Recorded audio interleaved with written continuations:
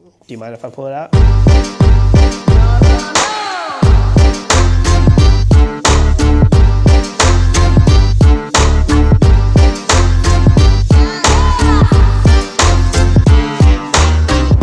Hey guys, welcome back to the channel. If you haven't subscribed yet, make sure you subscribe down below.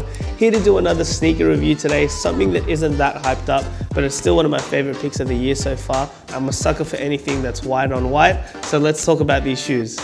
So if you know, that gray box says it right there, probably gives it away. The Nike Air Force One, but not just any Air Force One today, something a bit different. The Air Force One React.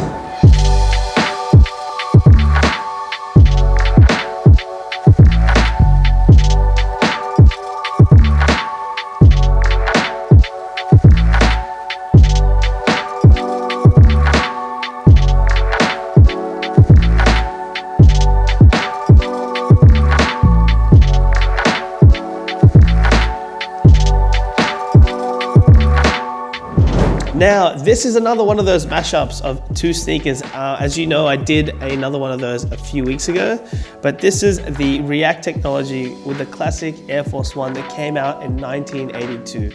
Now, the details of this are really subtle and really, really nice. Like I said, it's an all-white sneaker, but it's the little details that make me really, really like it.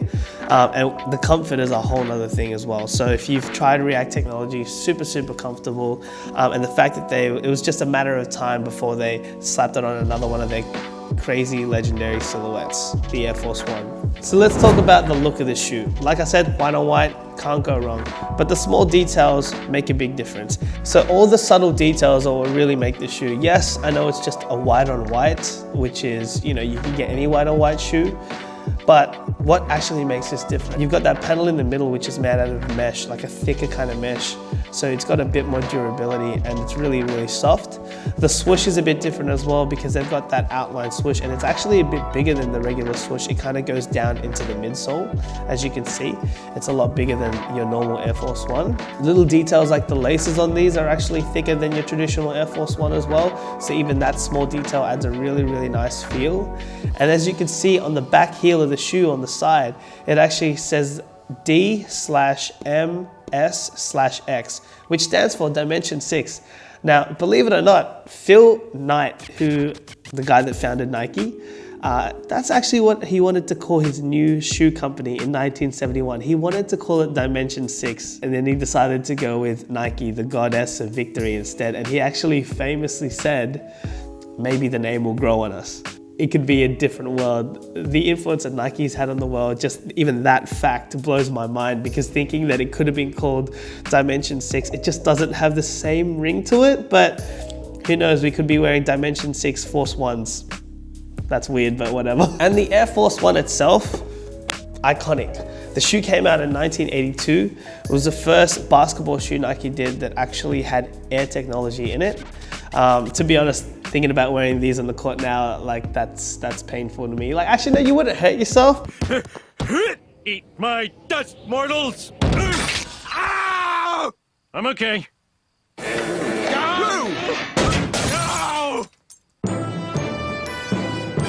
But definitely not a good basketball shoe in today's day. You've also got on the back section of the midsole this whole plastic gray line that goes along the back and the side of the rear of the sneaker. But of course, the most important thing about this shoe is the fact that it's mashed up with a whole new model, the React technology. Let's have a look at this insole. So this thing is thick, like literally, it is solid. You look at the size of that insole, it is massive. I've tried the shoe on already and it does feel really, really different. You've got all these little grooves on the sole and you feel all of those when you're wearing them. And I have to say, it actually does make it better. Like, I know that when I did the review of the React in 270, I said that those two models are more comfortable separately, which I still stand by to this day.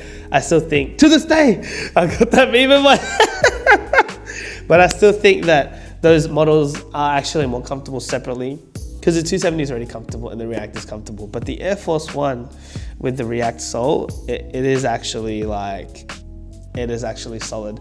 And the fact that it's got a lot of like small details to make the sneaker look different is definitely worth it. I know that these retail for a little bit more than the normal Air Force One.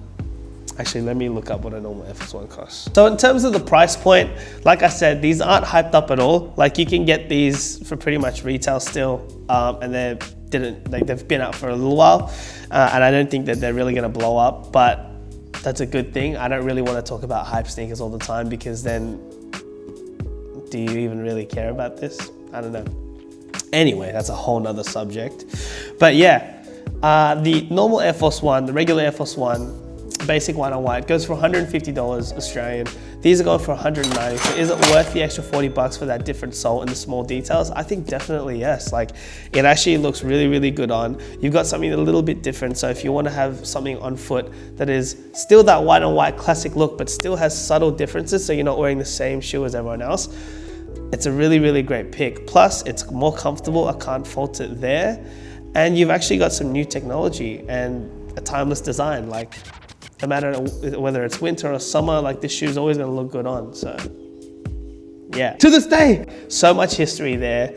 It came out in 1982, as I mentioned, and it's been, I think, number 1 or 2 in best-selling Nike sneakers of all time. And to think that it was a design from that long ago is crazy. They barely spent any marketing dollars in advertising this shoe because it just kept getting bought out.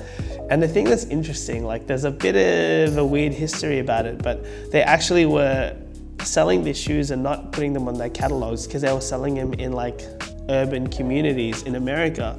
Because they knew that in like black neighborhoods, like this shoe would sell out, but they wouldn't put it on a catalog, which is kind of interesting. Like, you know, it was a different time, but yeah, there is no sneaker culture without black culture.